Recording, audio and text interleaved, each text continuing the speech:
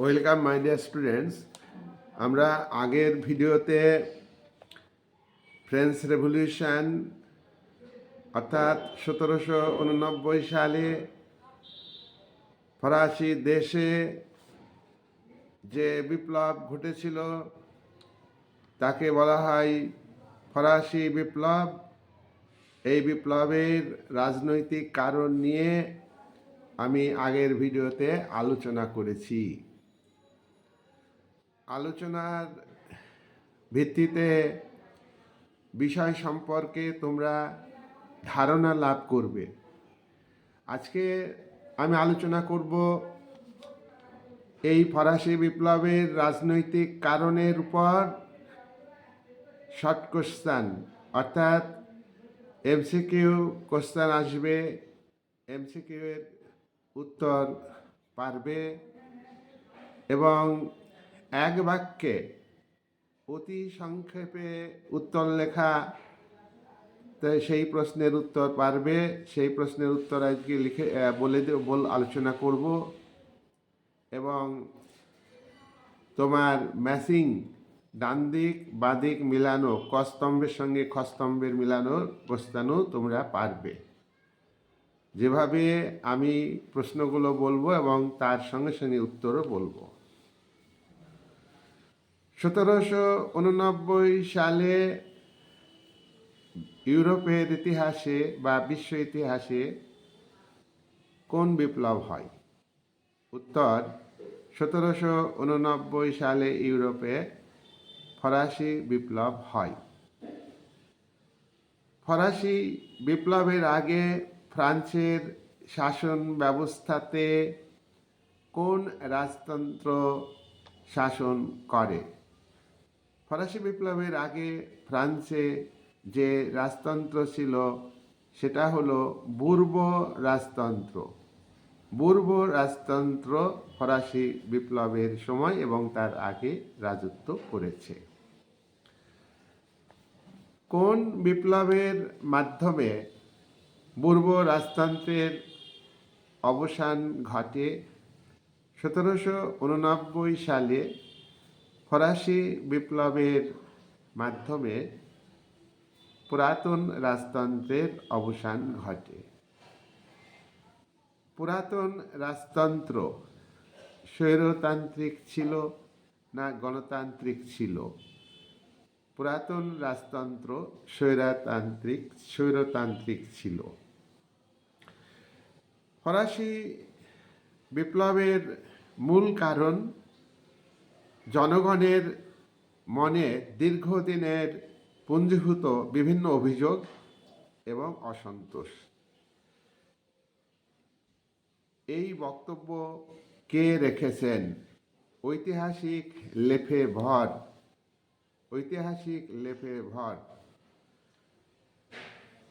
ফরাসি বিপ্লব অসংখ্য নদীর সংমিশ্রণে হঠাৎ ফুলে ফেঁপে ওঠা বিধ্বংসী বন্যার সঙ্গে তুলনীয়। এই বক্তব্য কে রেখেছেন? ঐতিহাসিক কোবান।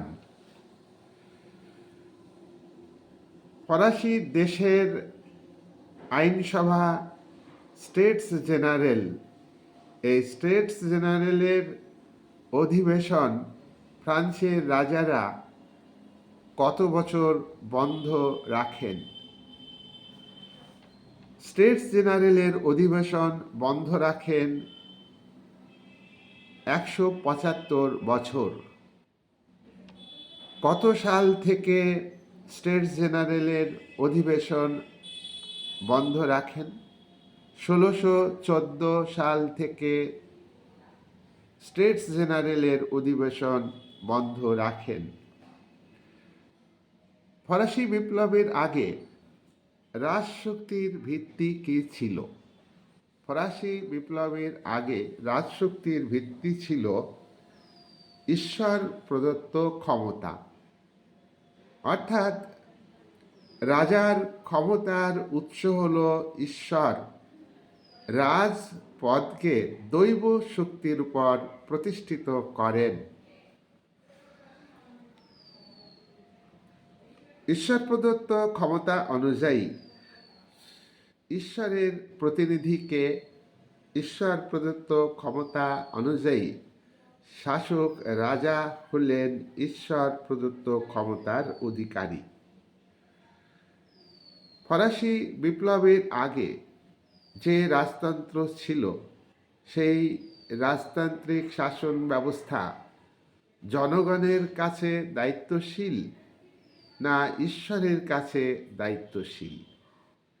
যেহেতু রাজারা ঈশ্বরের প্রতিনিধি সেহেতু শাসন কার্যের জন্য তারা ঈশ্বরের কাছে দায়িত্বশীল ছিলেন, জনগণের কাছে নয়। ফরাসি জনগণ রাজতন্ত্রের সঙ্গে যুক্ত ছিলেন, রাজতন্ত্রকে জনগণ সমর্থন করেন।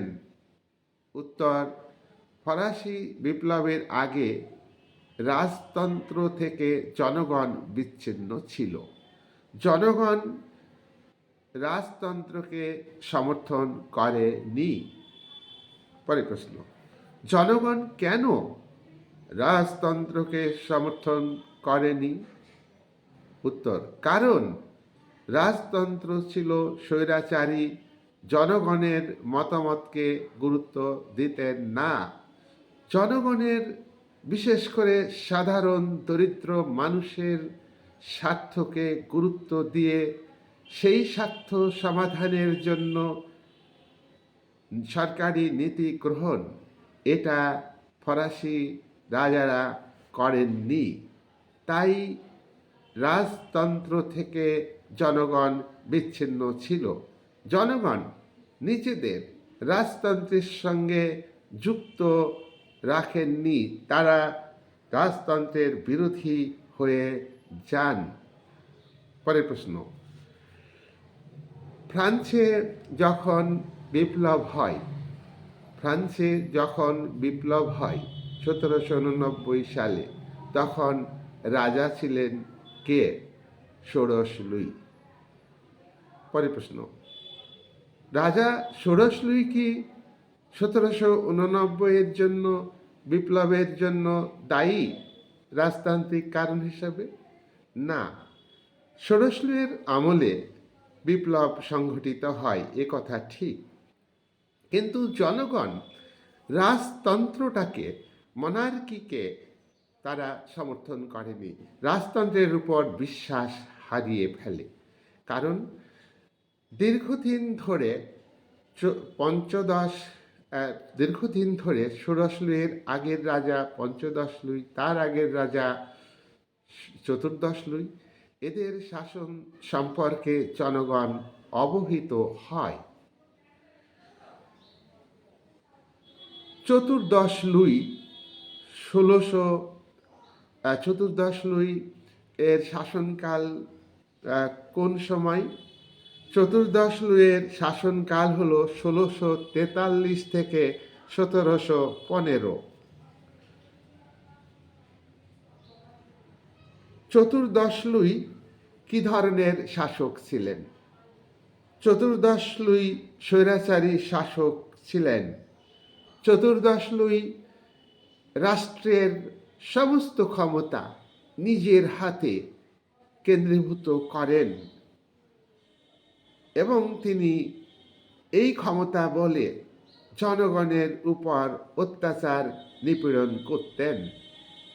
যাজক এবং অভিজাত, বিশেষ করে অভিজাত শ্রেণী অত্যাচার করলেও, সরকারি কর্মচারীরা জনগণের উপর অত্যাচার করলেও তিনি তার এই ক্ষমতার মাধ্যমে তাদেরকেই সমর্থন করেন। রাজপ্রাসাদ ঐশ্বর্যপুরী কোন রাজার আমলে ছিল? রাজপ্রাসাদ ঐশ্বর্যপুরী অর্থাৎ ভার্সাই যে নগর, ফ্রান্সের ভার্সাই নগর রাজধানী, ভার্সাই নগর, সেটা ঐশ্বর্যপুরী ছিল। এটা কার আমলে? চতুর্দশ লুইয়ের আমলে। চতুর্দশ লুইয়ের জীবনযাপন কেমন ধরনের ছিল? চতুর্দশ লুইয়ের জীবনযাপন ছিল বিলাস জীবনযাপন, আড়ম্বরপূর্ণ জীবনযাপন, খুব সুখে শান্তিতে আমোদ প্রমোদের মধ্যে থাকতে ভালোবাসতেন। চতুর্দশ লুইয়ের আইন ব্যবস্থা কেমন ছিল? চতুর্দশ লুইয়ের আইন ব্যবস্থা ছিল তোমার স্বৈরাচারী আইন, আইনের অনুশাসন। আইনের অনুশাসন ছিল না, কারণ আইন তোমার তোমার আইন আইনের চোখে সবাই সমান, এ কথা চতুর্দশ লুই মনে করেননি। আই এম দ্য স্টেট, আমি রাষ্ট্র, এ কথা কে বলেছেন? আই এম দ্য স্টেট, এ কথা বলেছেন চতুর্দশ লুই। চতুর্দশ লুইয়ের পরে কোন রাজা ফ্রান্সে ক্ষমতায় আসেন? চতুর্দশ লুইয়ের পর পঞ্চদশ লুই ক্ষমতায় আসেন। পঞ্চদশ লুই কত সাল থেকে কত সাল পর্যন্ত রাজা ছিলেন? 1715 থেকে 1774 সাল। এই সময়কাল হচ্ছে চতুর্দশ লুইয়ের শাসনকাল, পঞ্চদশ লুইয়ের শাসনকাল। উত্তরাধিকার যুদ্ধে, পররাষ্ট্র ক্ষেত্রে উত্তরাধিকার যুদ্ধে, অস্ট্রিয়ার সঙ্গে উত্তরাধিকার যুদ্ধে ফ্রান্স জড়িয়ে পড়ে কার শাসনকালে? পঞ্চদশ লুইয়ের শাসনকালে। উত্তরাধিকার যুদ্ধ কত সাল থেকে কত সাল পর্যন্ত চলে?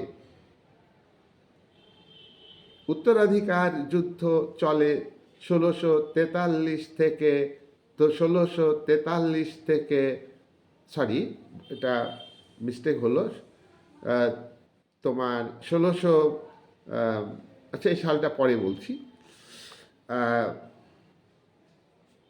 প্রজাপতি শাসক কোন রাজাকে বলা হয় ফ্রান্সের?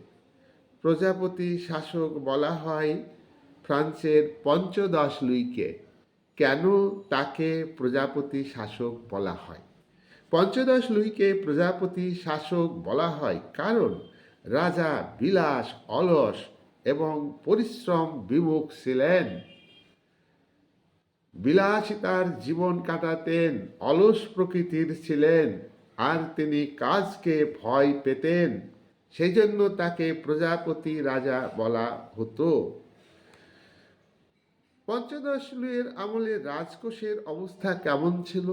পঞ্চদশ লুইয়ের আমলে রাজকোষ শূন্য হয়ে যায়, অর্থ সংকট চরম আকার ধারণ করে।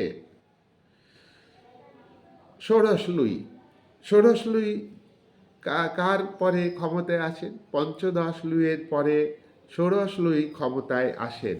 ষোড়শ লুইয়ের শাসনকাল কোন সময়ের? 1774 থেকে 1793 সাল পর্যন্ত ষোড়শ লুইয়ের শাসনকাল। তবে তার আগেই 1789 সালে ফরাসি বিপ্লব ঘটে। 1793 সালে গিলোটিন যন্ত্রে ষোড়শ লুইকে হত্যা করে সন্ত্রাসের রাজত্বের নায়ক রোবসপিয়ার। ষোড়শ লুই সাহসী ছিলেন না দুর্বল চিত্তের মানুষ ছিলেন? ষোড়শ লুই সাহসী ছিলেন না, তিনি দুর্বল চিত্তের মানুষ ছিলেন। ষোড়শ লুইয়ের আমলে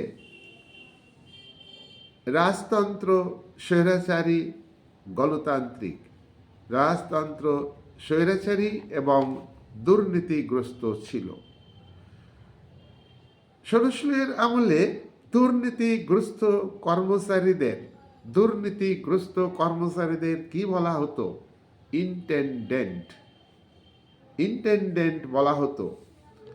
সাধারণ মানুষ, জনগণ এই ইন্টেন্ডেন্টদের কি বলে মনে করত? এই ইন্টেন্ডেন্টদের মনে করত অর্থ লোলুপ নেকড়ে। লেটার দ্য ক্যাশে বা letter the cassette, letter the ক্যাসে আসল উচ্চারণ এটা কি? লেটার দ্য ক্যাসে হলো ফ্রান্সের এক ধরনের গ্রেপ্তারি পরোয়ানা, এক ধরনের আইন। এই লেটার দি ক্যাসের আইনের মূল বক্তব্য কি? লেটার দি ক্যাসে আইনের মূল কথা হলো এই আইনের মাধ্যমে নাগরিকদের বিনা বিচারে আটক করতে পারত। বিনা বিচারে আটক করে আটকের কোনো কারণ জানানো হতো না। আইনের মাধ্যমে নিরীহ মানুষকে, সৎ মানুষকে ধরে ধরে বাস্তিল দুর্গে বন্দি করে রাখত এবং তাদের উপর অত্যাচার চালাতো। এমন ধরনের অত্যাচার চালাতো, নির্মমভাবে অত্যাচার চালাতো, যার ফলে এই আটককারীরা, বন্দিরা মারা যেত, তাদেরকে হত্যাও করা হতো। লেটার দি ক্যাসেটের মাধ্যমে, গ্যাসের মাধ্যমে যত ইচ্ছা তত রাজশক্তি তাদেরকে শাস্তি দিত। বাস্তিল দুর্গ কি? বাস্তিল দুর্গ হল ফ্রান্সের নিরীহ সৎ মানুষদের ধরে নিয়ে এসে তাদেরকে আটকের কারণ না জানিয়ে বন্দি করে রাখা হতো এবং সেখানে অত্যাচার করা হতো এবং হত্যা করা হতো। এটাকেই বলা হচ্ছে বাস্তিল দুর্গ। ফ্রান্সের যে আইন ব্যবস্থা সেটা সহজ সরল ছিল না এটা দুর্বোধ্য ছিল মানুষের কাছে? ফ্রান্সের আইন ব্যবস্থা ল্যাটিন ভাষায় রচিত, সহজ সরল ছিল না। ভাষার কাঠিন্যের কারণে সাধারণ মানুষ আইন সম্পর্কে ধারণা লাভ করতে পারত না। ফ্রান্সের যে আইন ব্যবস্থা তাতে আইনের চোখে সবাই সমান, এই কথা কি ছিল?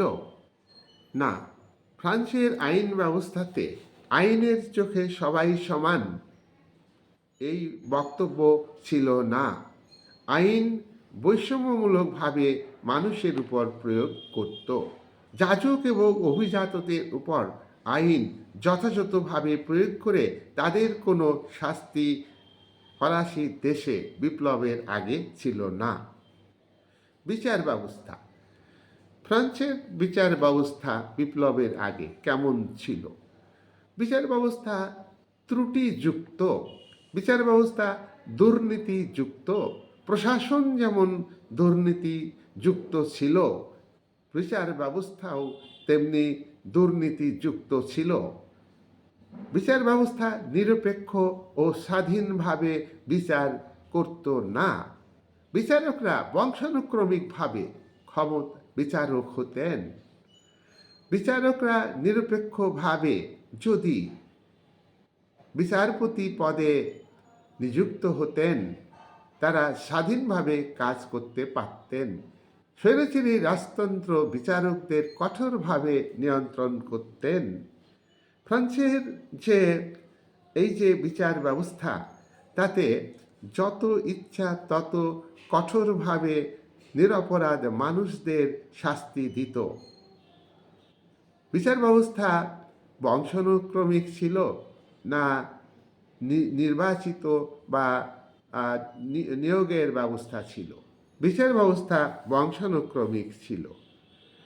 ফ্রান্সে যে রাজনৈতিক সংকট, সেই সংকটকে বোঝাতে ফ্রান্সকে রাজনৈতিক কারাগার বলেছেন। কে বলেছেন? ফ্রান্সের এই যে সে কথা বলেছেন তোমার ভলতেয়ার। ভলতেয়ার আমি পরে আলোচনা করব।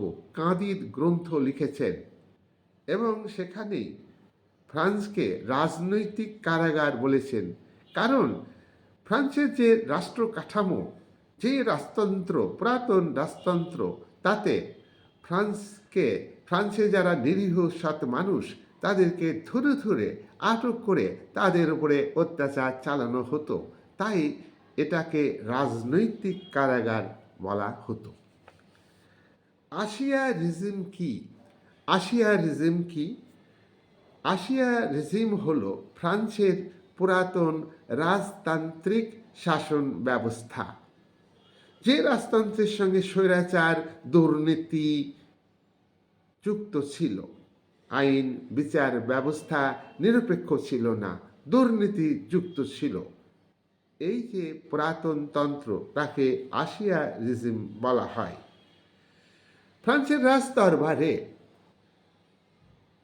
রাজ দরবারের কর্মচারীদের সংখ্যা কত ছিল? এটা এক এক বই এক এক রকম আছে, তবে মোটামুটিভাবে আমরা বলতে পারি ফ্রান্সের রাজদরবারে 18,000 কর্মচারী ছিল। রাজা দুর্বল হওয়াতে, যেমন পঞ্চদশ লুই দুর্বল শাসক এবং ষোড়শ লুইও কিন্তু দুর্বল চিত্ত।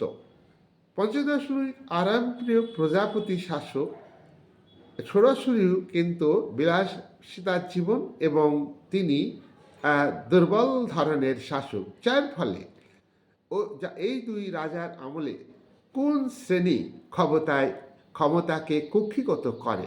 অভিজাত শ্রেণী ক্ষমতাকে কুক্ষিগত করে। স্টেটস জেনারেল তোমার ফ্রান্সের আইনসভা, এই আইনসভাতে কাদের প্রাধান্য ছিল? এই আইনসভাতে অভিজাত শ্রেণী প্রাধান্য ছিল। ফ্রান্সের ষোড়শ লুইয়ের স্ত্রী রানী আতোয়ানেতের পরিচারিকা কত ছিল? 500 জন। রাজদরবারে ঘোড়া কত ছিল? 200 জন। পঞ্চদশ লুই তোমার অস্ট্রিয়ার যুদ্ধে জড়িয়ে পড়ে, যেটা আমার আগে একটু আটকে ছিল, সেটা এখন বলছি। 1740 থেকে 1748, 1740 থেকে 1748, 8 বছর অস্ট্রিয়ার যে উত্তরাধিকার যুদ্ধ, সেই যুদ্ধে ফ্রান্স জড়িয়ে পড়ে, তাতে ফ্রান্সের ক্ষতি হয়। পঞ্চদশ লুই সপ্তবর্ষব্যাপী যুদ্ধে জড়িয়ে পড়েন, যুদ্ধ পরিচালনা করেন। সপ্তবর্ষব্যাপী যুদ্ধ কত সালে হয়? সপ্তবর্ষব্যাপী যুদ্ধ হয় 1756 থেকে 1763 সাল।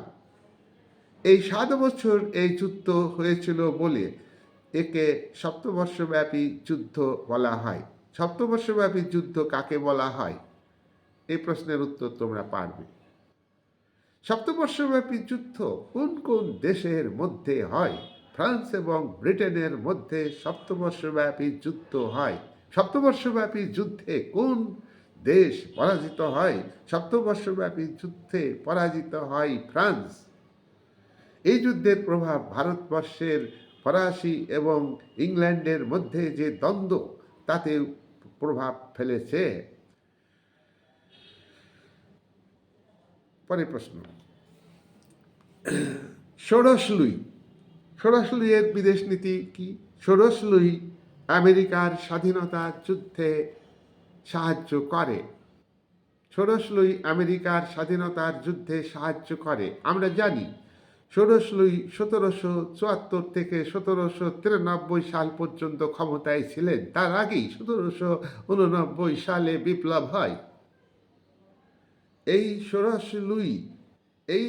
লুই আমেরিকার যুদ্ধে যোগদান। আমেরিকার যুদ্ধ কত সালে শুরু হয়?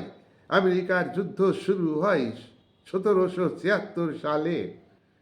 আমেরিকার যুদ্ধ 1776 সালে শুরু হয়, 1783 সালে শেষ হয়। আমেরিকার এই যুদ্ধ ব্রিটিশ উপনিবেশিক সাম্রাজ্যবাদী শক্তির বিরুদ্ধে আমেরিকার 13টি উপনিবেশের জনগণের ঐক্যবদ্ধ একটা যুদ্ধ। এই যুদ্ধ পৃথিবীর ইতিহাসে একটা বিরাট যুগান্তকারী যুদ্ধ। ব্রিটিশ সাম্রাজ্যবাদী শক্তির বিরুদ্ধে কোনো উপনিবেশ লড়াই সংগ্রাম করে যুদ্ধের মাধ্যমে পরাজিত করতে পারে, তারই প্রমাণ হলো আমেরিকার স্বাধীনতার যুদ্ধ। 96% সুযোগ সুবিধা, সরকারি চাকরি, সরকারি সাহায্য লাভ করে কারা?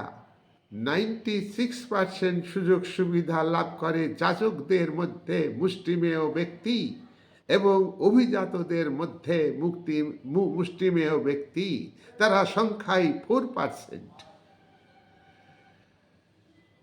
96% কর বহন করত, সরকারকে দিত, রাজাকে দিত, রাষ্ট্রকে দিত কোন শ্রেণী? তৃতীয় শ্রেণীর মধ্যে কৃষক, শ্রমিক, মেহনতি, খেটে খাওয়া মানুষ, তারাই।